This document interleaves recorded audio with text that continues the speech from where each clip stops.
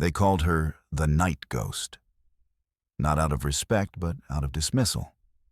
Alara Vance was a fixture of the third shift at Northwood Regional Medical Center, as much a part of the sterile, humming silence as the floor buffer she sometimes pushed, or the linen carts she quietly restocked. To the arrogant young residents and the weary, cynical nurses, she was just a night shift aide, a woman somewhere in her 50s with tired eyes, hair pulled back in a severe, no-nonsense bun, and a uniform that always seemed just a little too worn. She was invisible, a shadow that tidied up the chaos left by the day, a quiet presence who spoke only when spoken to. And even then, her answers were clipped, brief, and utterly devoid of emotion. They saw her as a woman whose life had passed her by, now relegated to cleaning up after people who mattered. Dr. Kalen Reed, the polished, golden boy of the emergency department, certainly thought she was nothing. To him, she was less than a ghost. She was furniture, a tool to be used and discarded. He, with his perfect hair, his $800 shoes, and a condescending smirk that never quite left his face, was the son of the hospital's most influential board member. He was a god in his own mind, and this sterile, fluorescent kingdom was his to command. He particularly enjoyed making an example of Alara. Her quiet stoicism, her refusal to break under his barrage of casual cruelties, was a challenge to his dominance. He thought her silence was weakness. He thought her age was a sign of incompetence. He thought she was just a tired, old woman. He was wrong. Dead wrong. The truth began to surface on a night drenched in rain and sirens. A night when the orderly world of Dr. Reed shattered into a million pieces of screaming metal and broken bodies.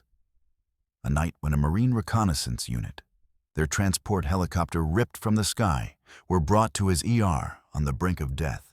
And in the midst of the chaos, as Dr. Reed froze, his arrogance melting into pure, unadulterated panic, a steely-eyed general would burst through the doors, his gaze sweeping past the doctors and nurses, past the chaos, and landing on the one person nobody ever noticed.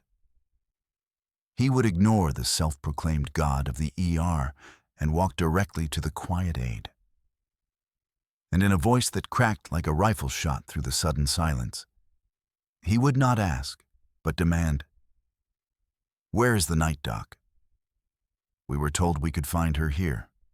My men need the night doc." And as every eye in the room turned to the tired, middle-aged woman in the worn uniform, the woman Dr. Reed had just screamed at to get out of his way, a legend would be reborn in the crucible of fire and blood. The night the world remembered the name of Colonel Alara Vance. 10 years. 10 years she had sought the quiet. After 2 decades spent in the roaring belly of a Black Hawk, the screams of the wounded a constant symphony, the metallic tang of blood a permanent ghost on her tongue, silence had become a sanctuary. Alara Vance had once been Colonel Vance, call sign Night Doc, a name spoken with a mixture of awe and reverence in the shadowy world of special operations. She had been a trauma surgeon attached to the most elite units, a phantom who appeared in the worst places on earth to hold death at bay, with nothing but her hands, her knowledge, and a will of forged steel. She had put soldiers back together on dusty floors, in the back of violently shaking vehicles, under the dim red light of a chopper's interior. Her name was etched onto the classified citations of operations the public would never know about. Her skills legendary among a select, deadly few. But the legend came at a cost. The faces of the men she couldn't save haunted her dreams. The constant, thrumming adrenaline had burned out her nerves, leaving behind a profound exhaustion that settled deep in her bones. The last mission, the one that broke her, had involved a choice no human should ever have to make. After that, she had simply walked away. She'd buried the uniform, locked away the medals, and vanished.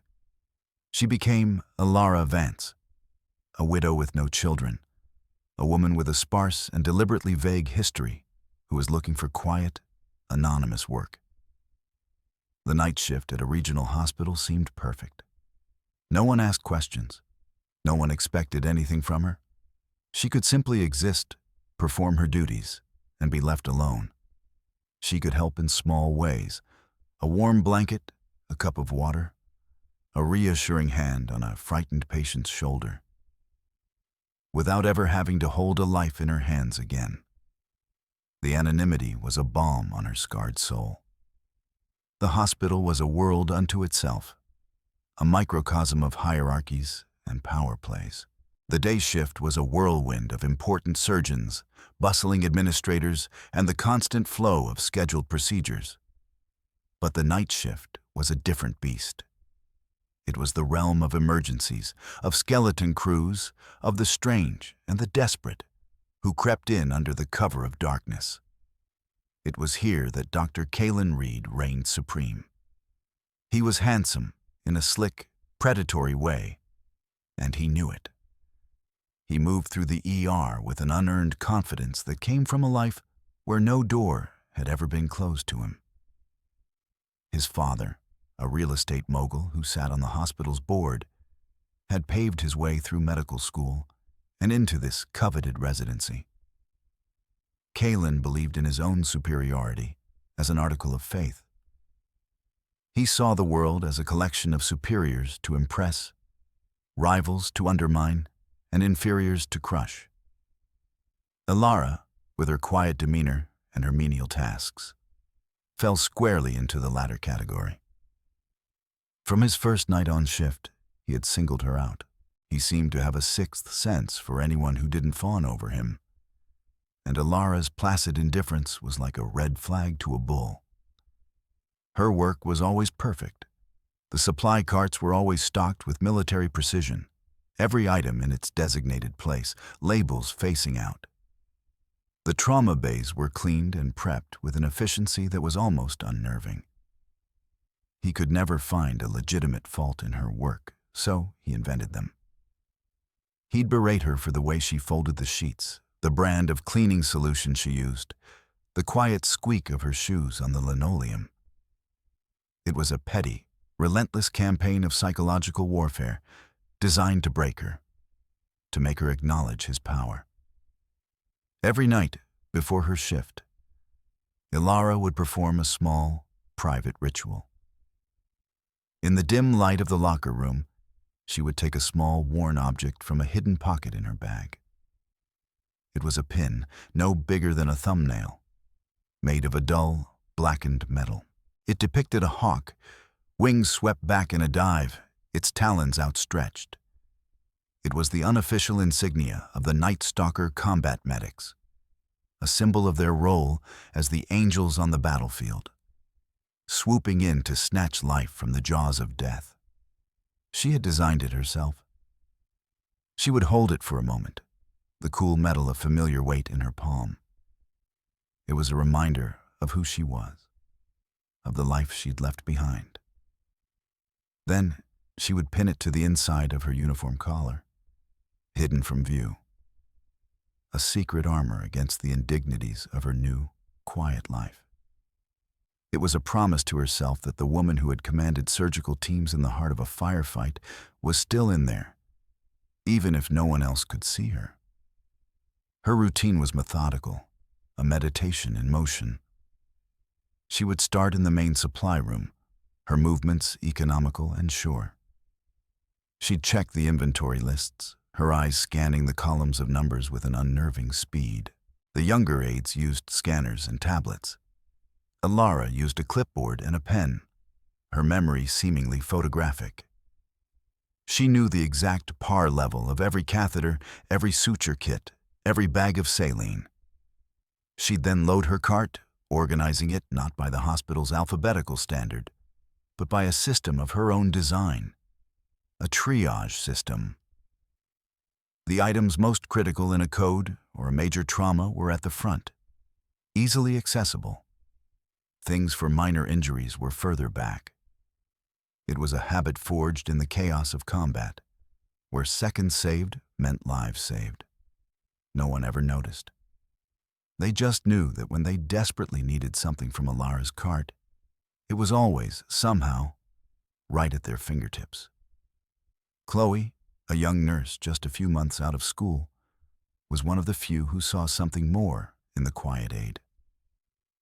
She had a kind heart and sharp eyes, and she was not yet jaded by the hospital's cynical culture.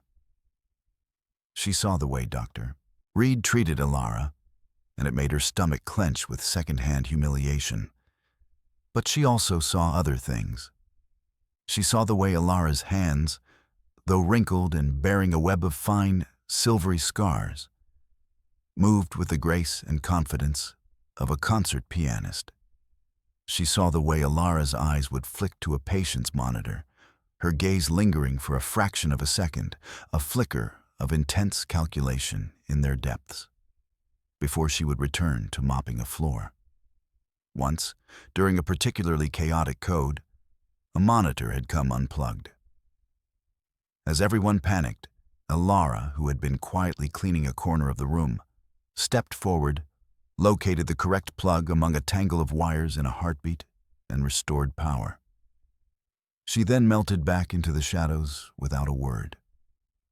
Dr. Reed, of course, had taken the credit. But Chloe had seen. She tried on occasion to draw Alara out, to talk to her.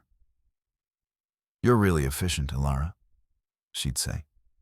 "I don't know how you keep everything so organized." Alara would just offer a small, sad smile. "Just a habit," she'd murmur and turn back to her work. The walls around her were 1,000 feet high. Chloe felt like she was looking at a deep, dark lake, sensing its incredible depth, but only seeing the still, impenetrable surface. The first major confrontation, the one that solidified the battle lines in the Cold War of the night shift, happened on a Tuesday. Tuesdays were deceptively quiet, a lull between the weekend's alcohol-fueled chaos and the midweek swell. Dr. Reed was bored, and a bored Dr. Reed was a dangerous Dr. Reed. He was prowling the ER like a caged leopard, looking for a target.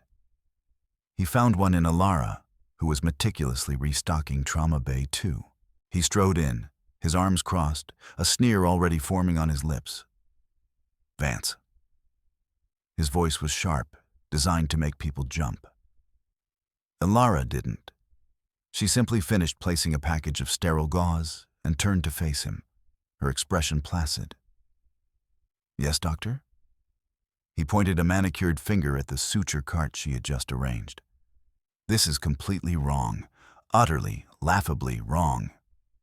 He picked up a suture pack. "A 4-0 Vicryl next to a 3-0 Proline? Are you an idiot? Do you have any idea the difference?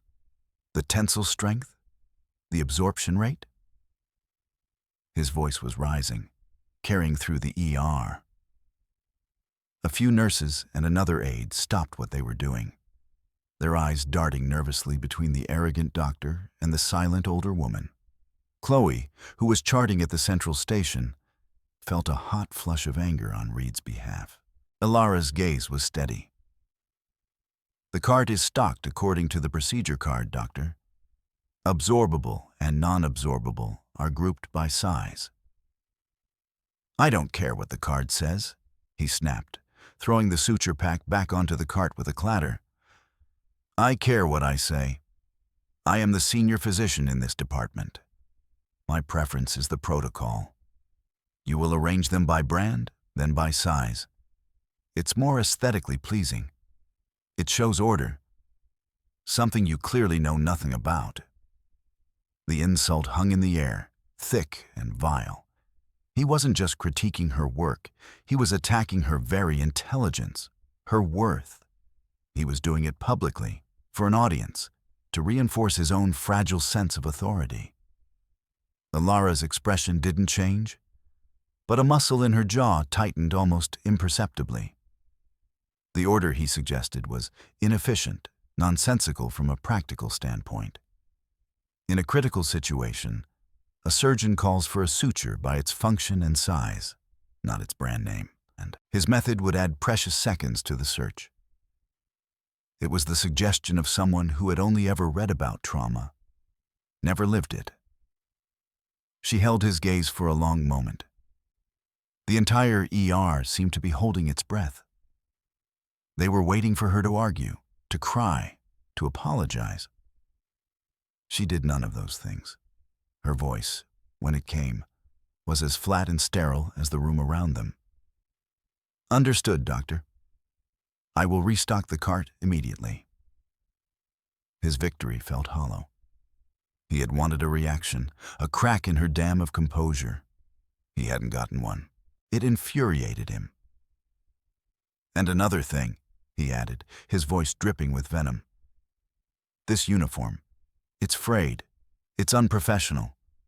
This is a top-tier medical facility, not a soup kitchen. Have some pride. Or is that too much to ask?" He gestured vaguely at her collar, his finger coming dangerously close to the hidden pin. "Maybe it's time you considered retirement, Grandma. This is a young person's game." The word grandma landed like a physical blow. Chloe winced. The other nurses looked down, suddenly fascinated by their own shoes. Humiliating someone was one thing. This was just pure cruelty.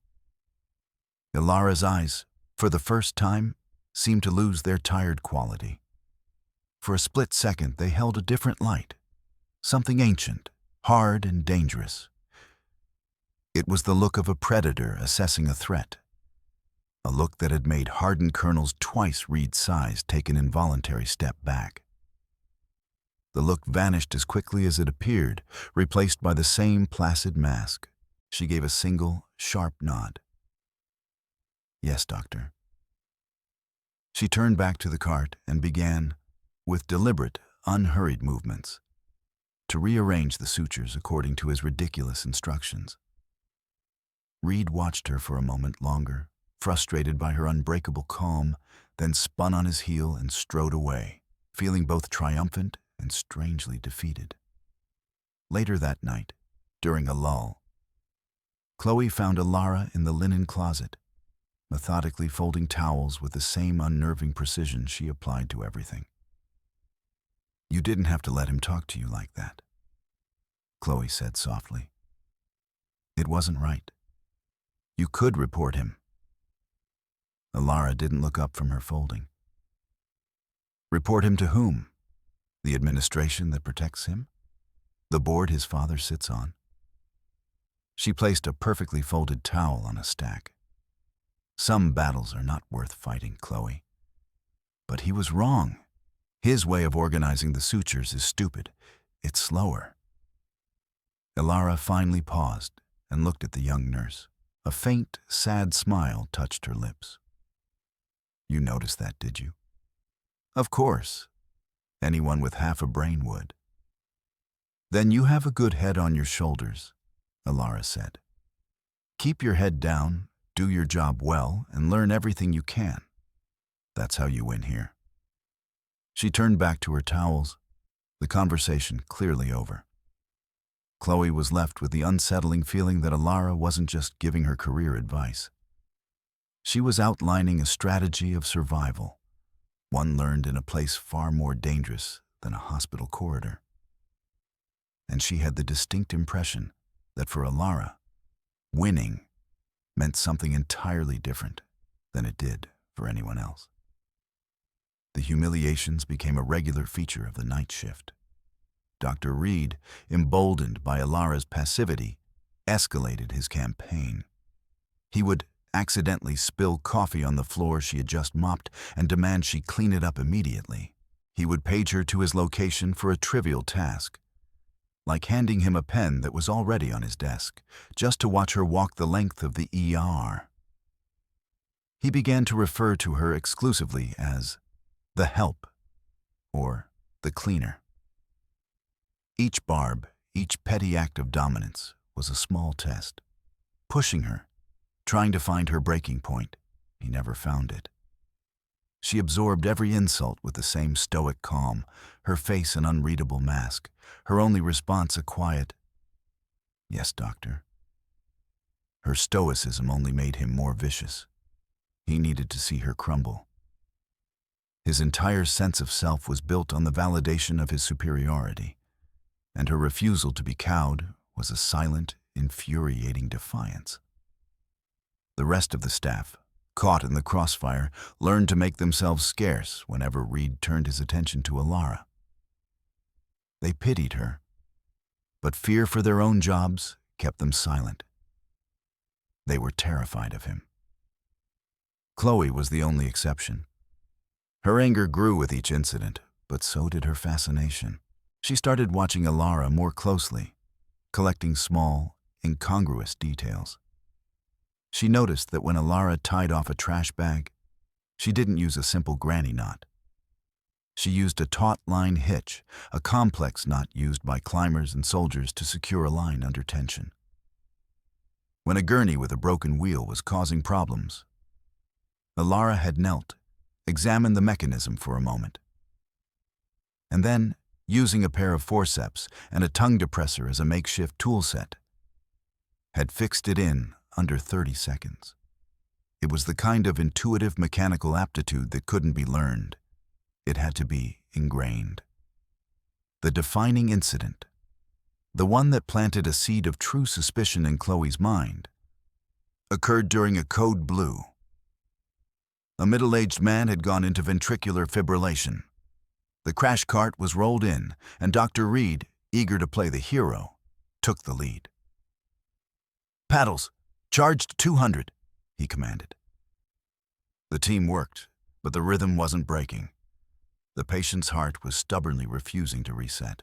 Reed was getting flustered, his commands becoming louder and more frantic. "Charge to 300, again." Alara was in the room, as protocol dictated for all available staff, standing near the wall, out of the way. She was supposed to be a silent observer, ready to clean up afterwards. But her eyes were not on the floor. They were locked on the cardiac monitor, her head tilted slightly. Chloe, standing near her, saw her lips move, mouthing a word soundlessly. "Torsades!" Reed shouted for another shock. Just as the nurse was about to press the button, Alara spoke. Her voice wasn't loud, but it cut through the noise with absolute clarity. "Doctor, stop." Reed whirled around, his face contorted with rage. "What did you say?" "It's torsades de pointe," Alara said, her eyes still on the monitor. "You can see the twisting pattern. Another shock won't work. It will just make it worse. He needs magnesium sulfate. 2 grams, IV push, now." The room fell silent. An aide telling a doctor how to run a code was unheard of. It was career suicide. Reed's face went from red to a blotchy purple. "You are a cleaner. You will not speak. You will not look at my monitor. You will not breathe in my direction unless I tell you to. Get out." But the cardiologist on call, who had just arrived and heard Alara's comment, was looking at the monitor with a new intensity. "Hold the shock," he said. His eyes narrowed. He looked at the twisting, chaotic waveform. "My God, she's right. It is torsades. Get me 2 grams of mag sulfate, stat." The medication was administered. Within a minute, the lethal rhythm broke. The patient's heart settled into a normal sinus rhythm. He was saved. The cardiologist looked at Alara, who had already shrunk back against the wall, her face once again a blank slate. "Good call," he said, a note of sincere respect in his voice. "Where did you learn to spot that?" Before Alara could answer, Reed stepped in front of her, blocking her from the cardiologist's view. "Just a lucky guess from the peanut gallery," he said with a tight, false smile. "My team had it under control. We were just about to administer magnesium. It was a bald-faced lie, and everyone in the room knew it. Later, when When the chaos had subsided, Reed cornered Alara in the deserted hallway outside the ICU. He backed her against the wall, his body radiating fury. He didn't shout this time. His voice was a low, menacing hiss. "You ever do that again, and I will personally see to it that you are not only fired, but that you never work in any hospital, in any city, in any capacity, for the rest of your miserable life. I will have you blacklisted. You will be cleaning toilets at a bus station. You think you're smart? You think you know something? You know nothing. You are a ghost. You are a shadow. You push a mop and you collect a pathetic paycheck. That is your purpose. You do not think. You do not speak. You do not interfere. You are one more mistake away from being out on the street. Do you understand me?" He was so close she could feel his breath on her face. She didn't flinch. She didn't even blink. She just looked at him with those unnervingly calm eyes. The hidden pin at her collar seemed to press into her skin, a cold, hard reminder. She thought of men who had screamed at her in far more desperate situations, men whose lives were literally in her hands. She thought of the weight of command, the burden of responsibility. And then she looked at this petty, insecure boy playing dress-up in a doctor's coat. She gave her standard, clipped reply. "I understand, doctor." But as he stormed away, convinced he had finally put her in her place, Chloe, who had witnessed the entire exchange from around a corner, saw something she had never seen before. She saw Alara close her eyes for a brief moment, and a single tear escaped, tracing a silent path down her cheek. It wasn't a tear of fear or sadness. It was a tear of pure, soul-deep weariness. The tear of a warrior who had fought dragons, now forced to suffer the bites of gnats. The cost of her peace was becoming unbearably high. The storm broke just after midnight. It wasn't just rain. It was a biblical deluge, a violent assault of wind and water that turned the roads into rivers and the sky into a black, churning sea. The first calls came in just before 2 a.m., a 5-car pileup on the interstate overpass.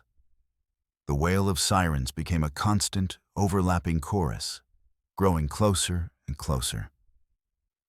The automatic doors of the ER hissed open and shut, admitting a flood of broken bodies and panicked paramedics. Dr. Reed was in his element, or so he thought. This was the kind of large-scale dramatic event he craved. It was a stage, and he was the star. Trauma Bay 1 for the head injury, Bay 3 for the thoracic.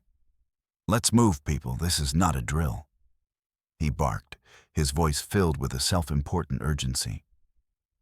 He was playing the part of a seasoned trauma doctor from a television show, shouting orders and striding through the chaos. The ER was a controlled storm. Nurses and techs moved with practiced efficiency, a testament to their training. Chloe was a whirlwind of activity, starting IVs, hanging bags, taking vitals, her fear eclipsed by the adrenaline of the moment. Alara was a silent, efficient cog in the machine. She anticipated needs before they were spoken, a fresh supply of chest tubes appearing just as they were called for. A new box of gloves placed by a nurse's elbow a second before she realized she needed them. She was a ghost, weaving through the organized madness, her presence felt but rarely seen. Reed, in a moment of perceived magnanimity, pointed at her. "Vance, I want you in the main supply closet. Keep the runners stocked. Do not, under any circumstances, come out into the main ER. You'll just be in the way. Stay there until I tell you otherwise." "Yes, doctor," she said, and disappeared into the large walk-in closet, the door swinging shut behind her. It was the ultimate dismissal. In the midst of the biggest crisis of the night, he had literally closeted her. Then the second call came. It wasn't from dispatch. It was a direct patch from the military base 30 miles away. The voice on the other end was clipped, professional, and tight with suppressed panic. Northwood Regional, this is call sign Archangel. We have a code black. A pave-low transport helicopter has gone down 5 miles north of your position due to catastrophic mechanical failure in the storm. We have 7 critical casualties, all Category Alpha. I repeat, 7 Cat Alpha military personnel. We are inbound. ETA is 4 minutes. A hush fell over the comm station. Category Alpha. It was a designation most civilian hospitals never heard. It meant elite soldiers. It meant injuries far beyond the scope of a typical car crash. Blast trauma, high-velocity projectile wounds, the kind of brutal, complex damage inflicted by war. And they were 4 minutes out. A new kind of fear, cold and sharp, cut through the ER.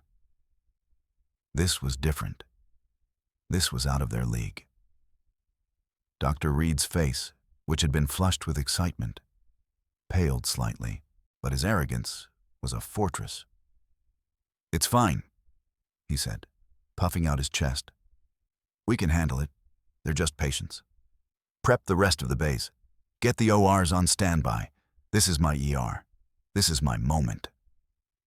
He was trying to convince himself as much as his staff. The sound came first.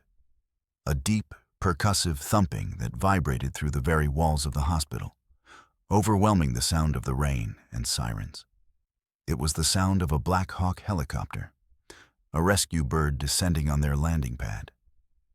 The doors burst open, and the first wave of military medics, their faces grim and splattered with mud and rain, wheeled in the gurneys. The sight was horrific. These weren't clean wounds.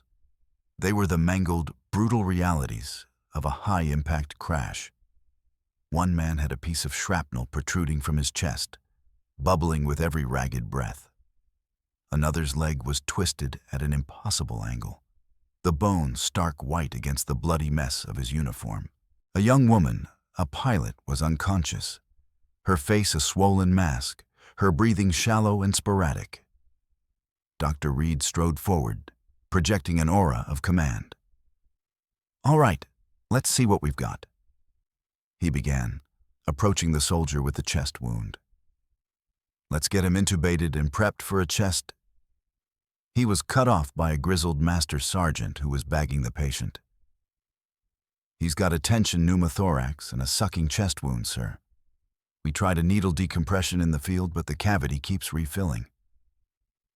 Reed stared, his textbook knowledge colliding with the bloody, complicated reality.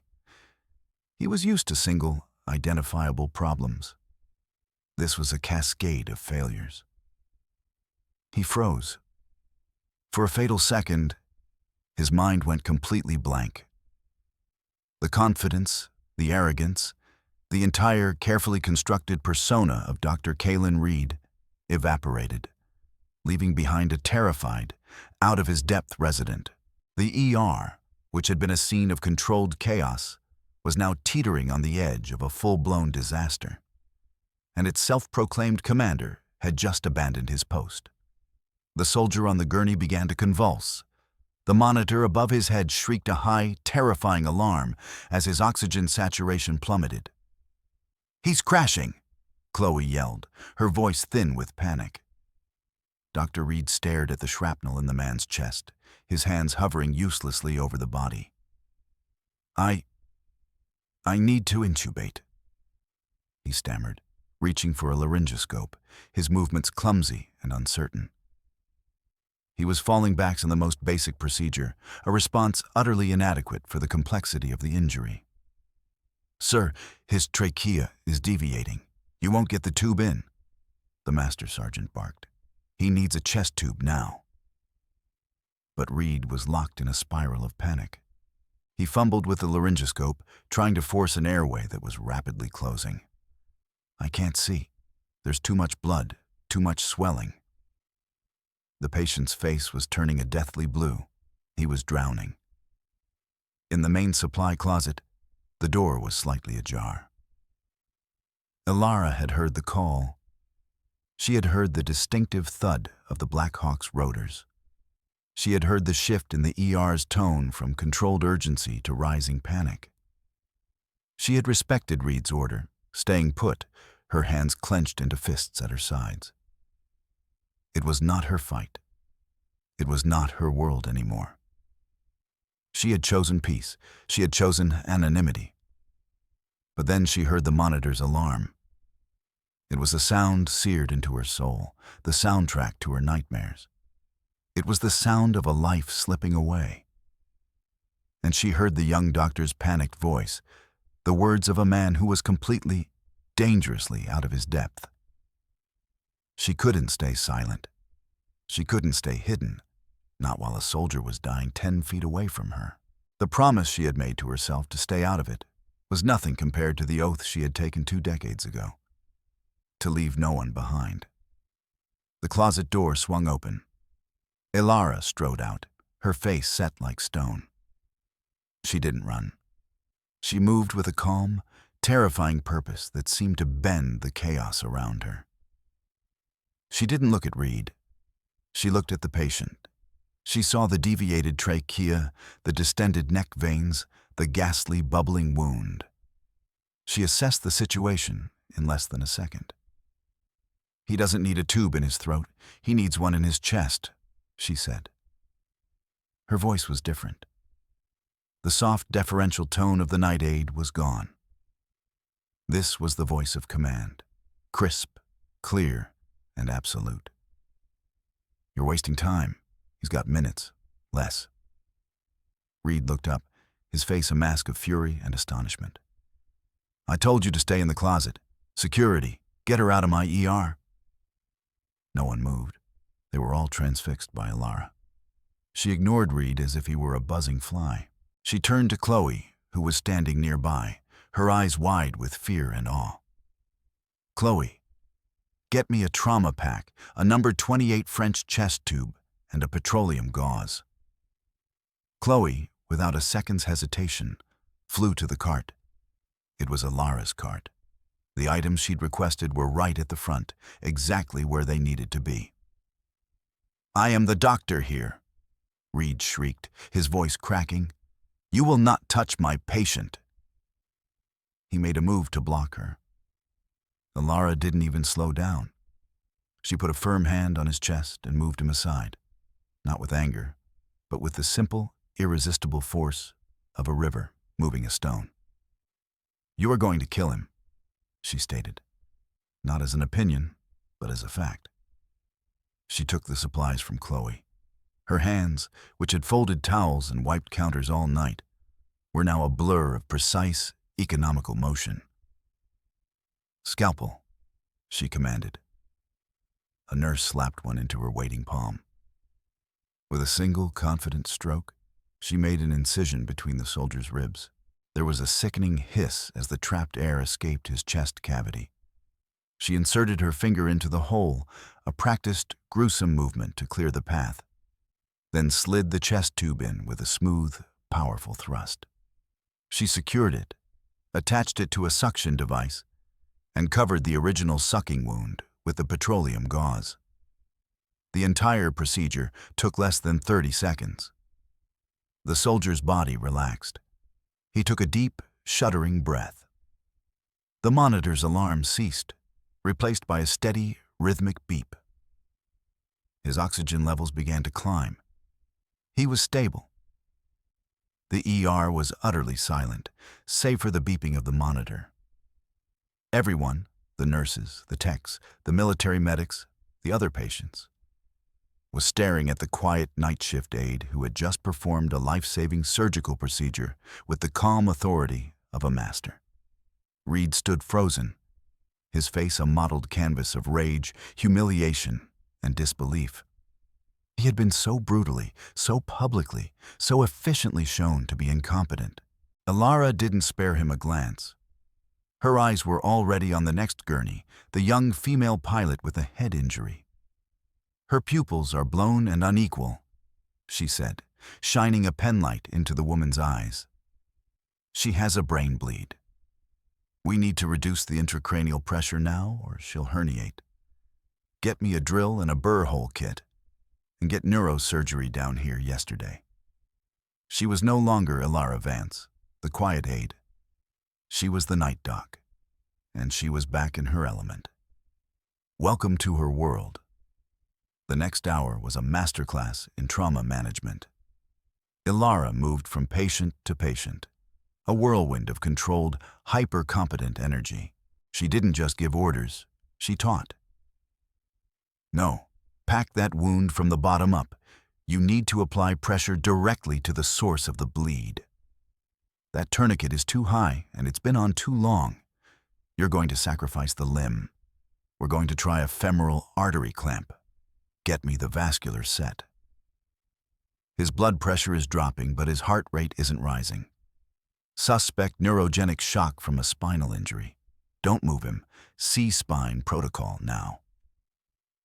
The ER staff, who had been floundering under Reed's panicked and contradictory commands, now moved with a new sense of purpose. They instinctively followed her lead, her calm, authoritative voice a beacon in the storm. The military medics, who had initially been wary of the civilian staff, recognized a fellow professional. They worked with her seamlessly, calling out vitals and responding to her commands with the clipped efficiency of soldiers who recognized a true commander. Chloe stayed by her side, her face a mixture of awe and dawning comprehension. She was seeing the woman behind the mask, the truth of who Ilara Vance really was. And it was breathtaking. Dr. Kalen Reed, meanwhile, had been rendered completely irrelevant. He stood near the nursing station, his face pale, his hands trembling slightly. He had been shoved aside, his authority usurped by a cleaning lady in front of his entire staff. The fury was building inside him, a toxic brew of shame and indignation. He watched as Ilara directed the successful stabilization of all 7 catastrophic injuries. He watched as the neurosurgeon, a man who barely gave Reed the time of day, listened intently to Ilara's assessment of the pilot before rushing her to the OR.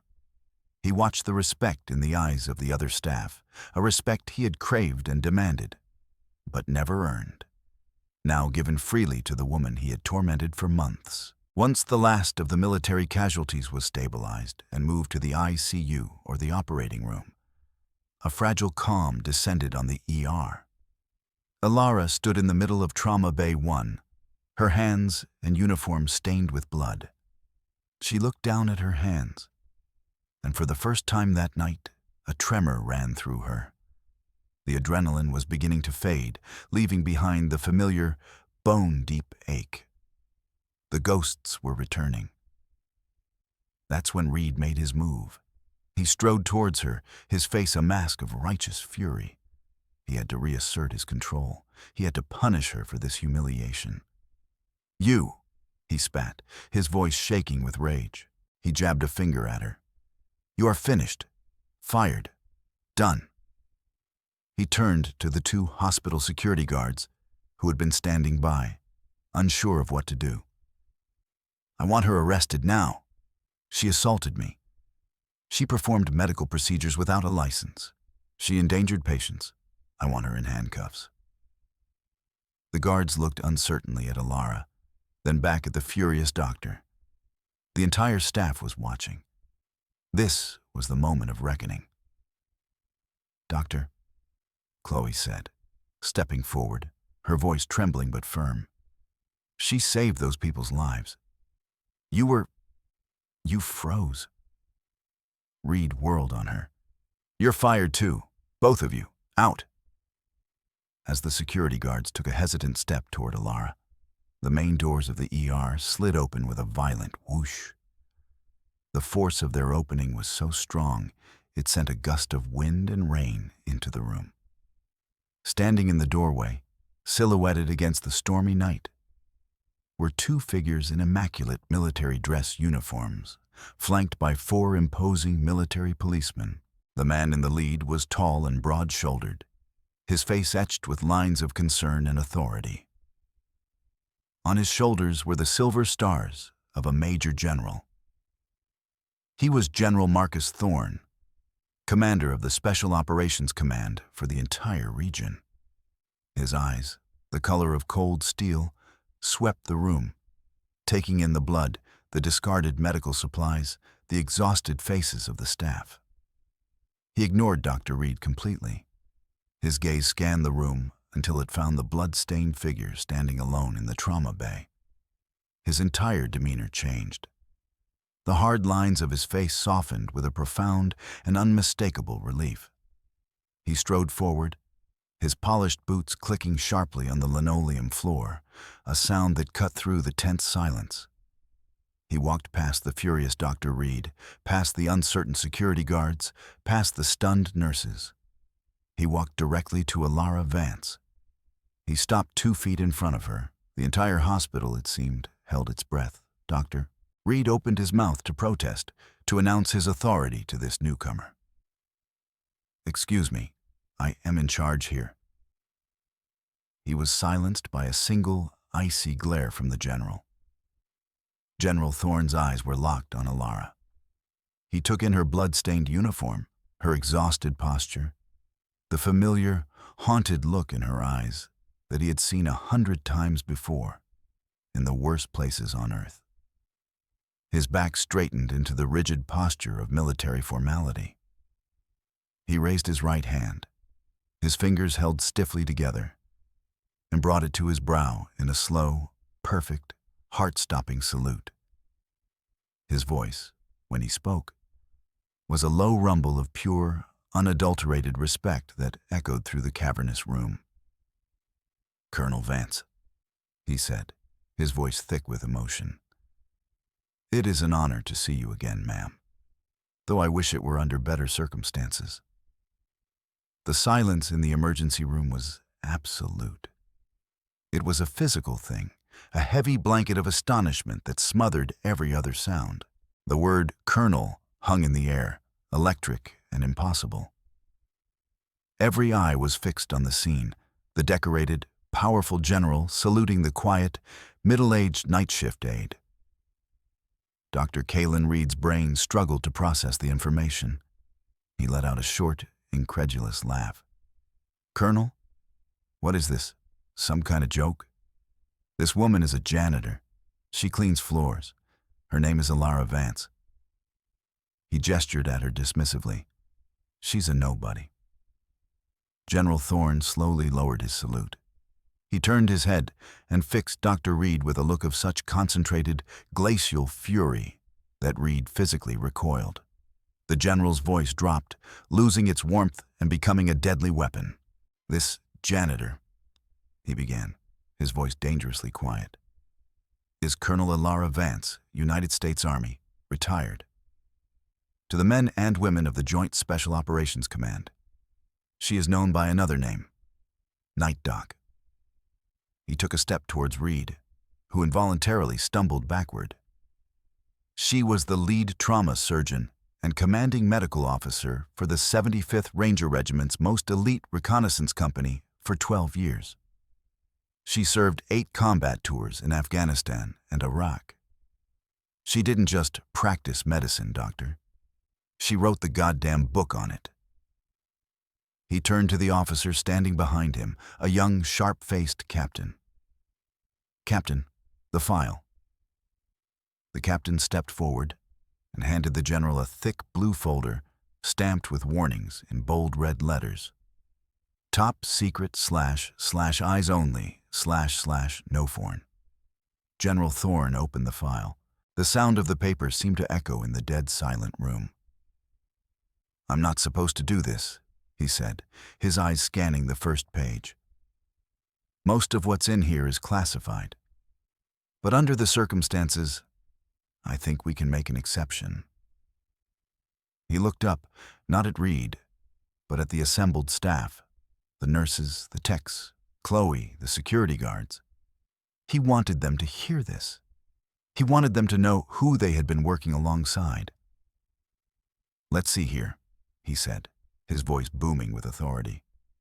"Silver Star for gallantry in action.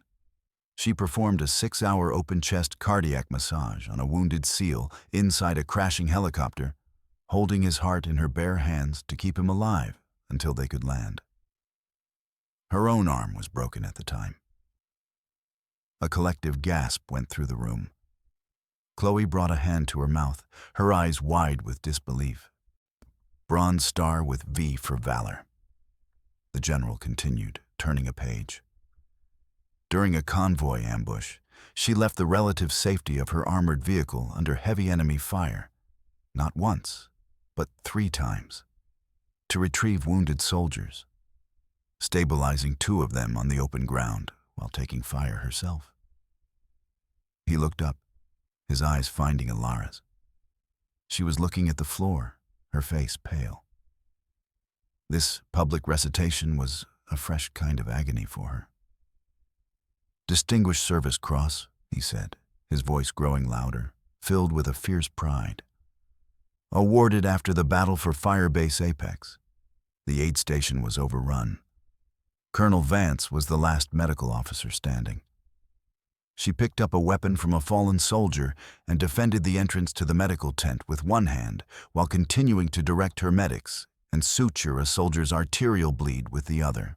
She personally saved the lives of 17 men that day." He let the weight of that statement settle. He then looked directly at Dr. Reed, his eyes burning holes into him. "She has pioneered 3 separate field surgical techniques that are now standard procedure for every combat medic in every branch of the U.S. military. Techniques you probably read about in a textbook, Doctor, and misunderstood. She has degrees from Johns Hopkins and Stanford. She turned down a position as the head of surgery at Walter Reed Medical Center to serve in the field. This woman has more courage, more skill, and more integrity in her little finger than you have in your entire trust fund baby body." He slammed the file shut. The sound was like a gunshot. She retired 10 years ago, seeking peace and anonymity after seeing more horror than any 10 people should ever have to witness. She wanted to be left alone. And you had her stocking shelves. You called her grandma. The contempt in the general's voice was a physical force. You had a living legend in your midst, a hero, and you were too arrogant, too ignorant, and too damn stupid to see it. He then pointed a rigid finger at the small, worn pin that was now visible on Alara's collar, where her uniform had been torn during the frantic effort to save the pilot. "You see that pin? That is the insignia of the Night Stalker's Special Medical Wing. Only 20 people have ever been authorized to wear it. It's called the Angel's Talon. She designed it herself after a mission where she rappelled from a helicopter into a hot landing zone to save a downed pilot. The very same pilot, I might add, whose life she just saved again in this room." Dr. Reed's face had drained of all color. His jaw was slack, his eyes wide with a dawning, catastrophic understanding of his mistake. He wasn't just wrong. He had committed a sacrilege. He had desecrated a holy site without even knowing he was on sacred ground. The whole world he had built for himself, a world built on his name, his money, and his manufactured authority, was crumbling to dust around him. The nurses and aides he had terrorized were now staring at him with open, undisguised contempt. He was no longer a god. He was a fool, a cruel, pathetic fool.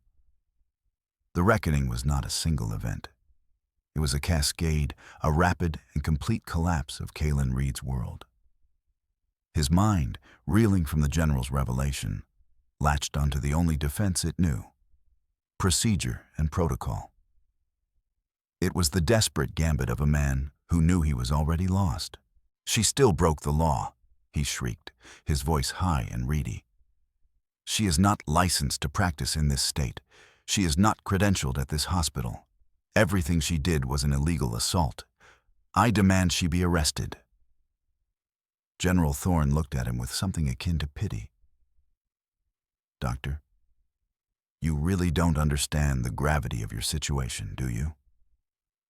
He gestured to the 4 military policemen who had been standing silently by the door. "These men are not here for her. They are here for you." Reed's eyes widened in confusion. "For me? That's absurd." One of the general's own medical team, a formidable-looking major who had been reviewing the patient's charts, stepped forward. "General Thorne," he said, his voice formal, "I have completed my preliminary review of the care provided to the 7 casualties upon arrival." He paused, his gaze flicking to Reed. "The initial attending's actions, specifically, the failure to diagnose a tension pneumothorax, the attempt at a contraindicated intubation, and the delay in treating rising intracranial pressure, constituted gross negligence. Had Colonel Vance not intervened, we would be looking at a minimum of 2, possibly 3 fatalities. Her interventions were not only necessary, they were textbook perfect." The general nodded slowly. He turned his attention to the hospital administrator, a perpetually nervous man named Henderson, who had scurried out of his office at the first sign of trouble and was now trying to make himself as small as possible in a corner. "Mr. Henderson," the general boomed, causing the man to jump.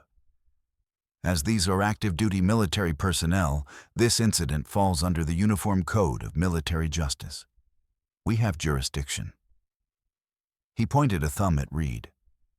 "I am placing Dr. Reed under military arrest on suspicion of criminal negligence, dereliction of duty, and most seriously, for willfully impeding a superior officer in the performance of her duties during a combat casualty situation.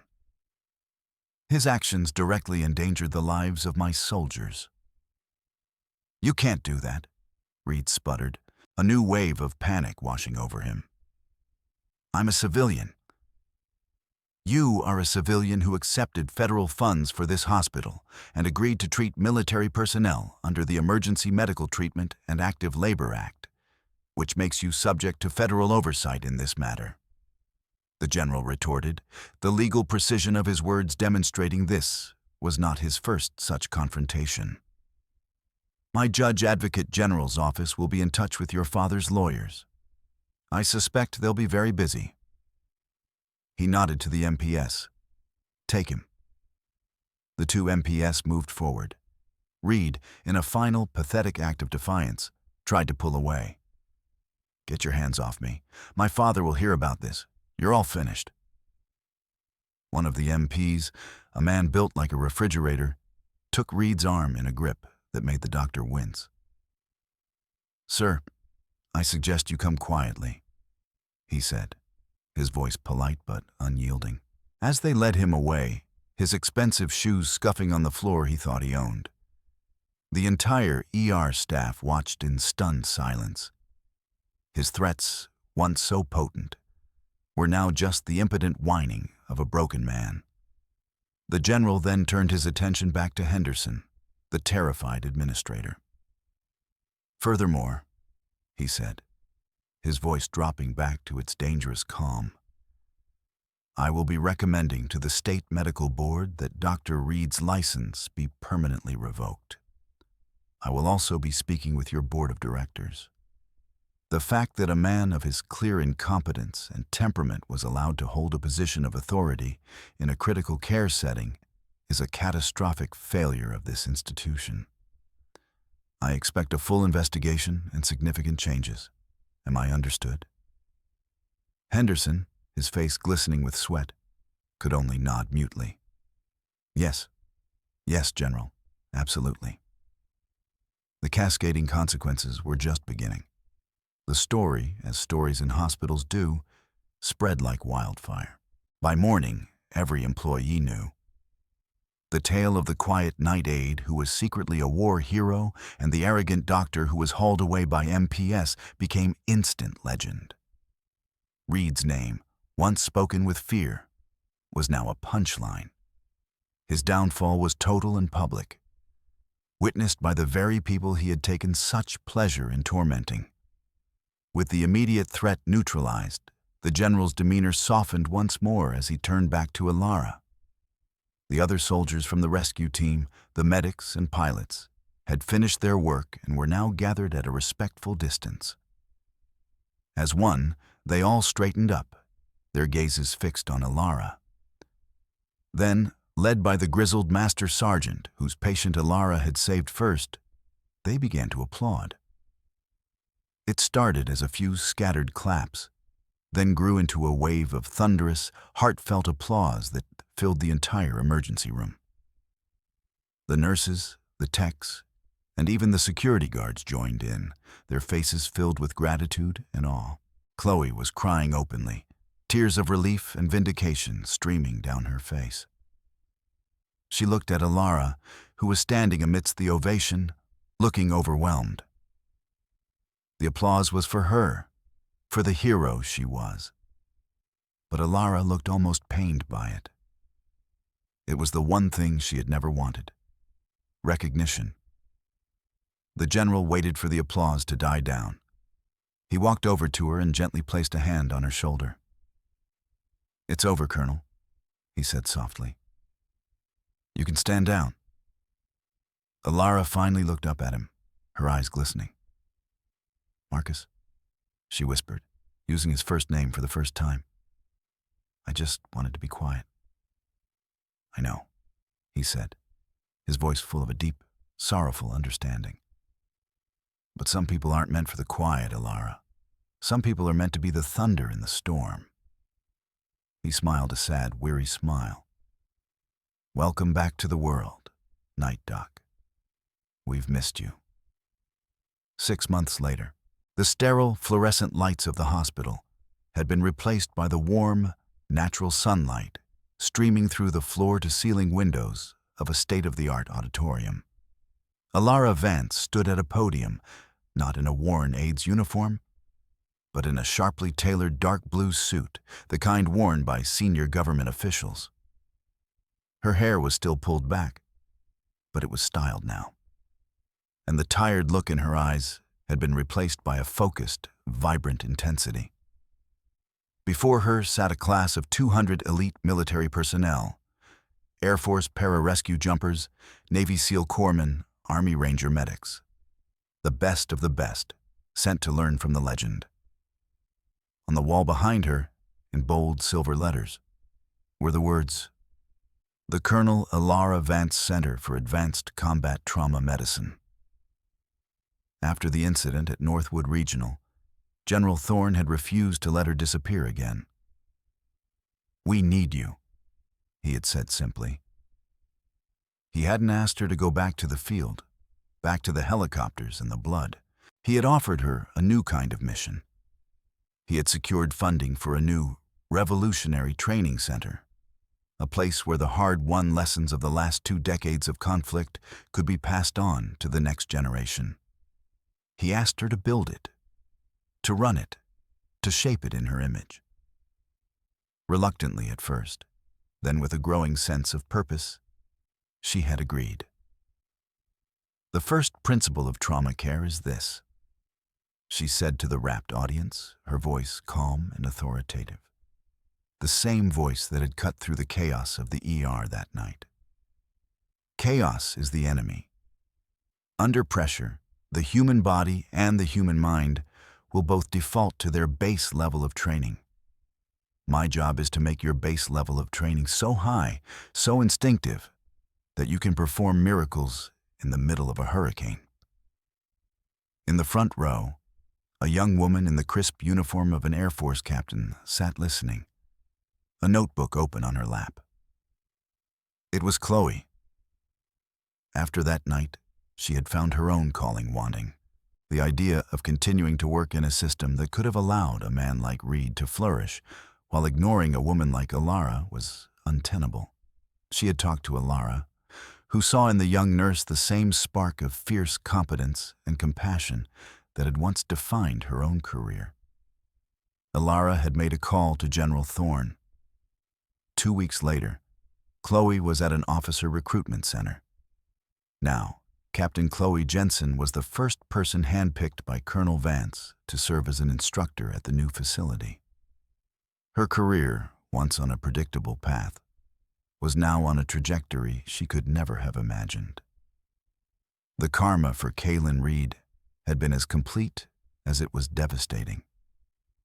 His father's money and influence had managed to keep him out of military prison, getting the charges reduced and eventually dismissed in a series of quiet, expensive legal maneuvers. But the public disgrace was a stain that could not be washed away. He was stripped of his medical license. The Northwood Board, under immense pressure from the Pentagon and public opinion, had forced his father to resign. The Reed family name, once a golden ticket, was now synonymous with disgrace. The final scene of his downfall was mundane, pathetic, and perfectly ironic. A year after his arrest, Kalen Reed found himself in the drab, beige waiting room of a small-town medical clinic in rural Pennsylvania. He was no longer Dr. Reed. He was just Kalen, a sales representative for a third-rate pharmaceutical company.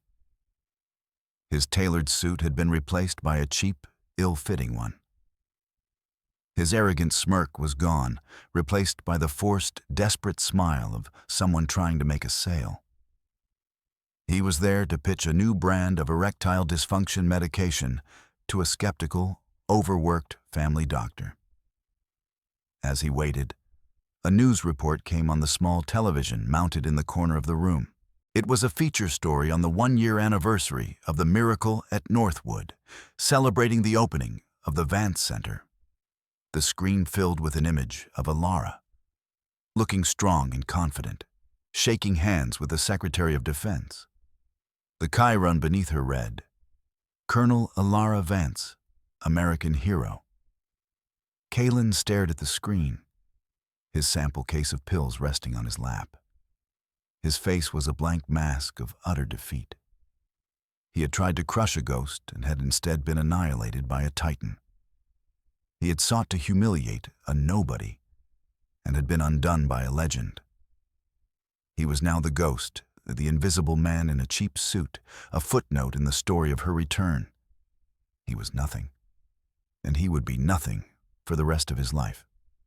Back in her new spacious office overlooking a training field where medics practice complex rescue scenarios, Alara Vance stood before a glass display case. Inside, nestled on a bed of black velvet, were the medals the general had listed: the Silver Star, the Bronze Star, the Distinguished Service Cross. Next to them was the small, blackened metal pin of the angel's talon. She had worn it for 10 years as a secret shield.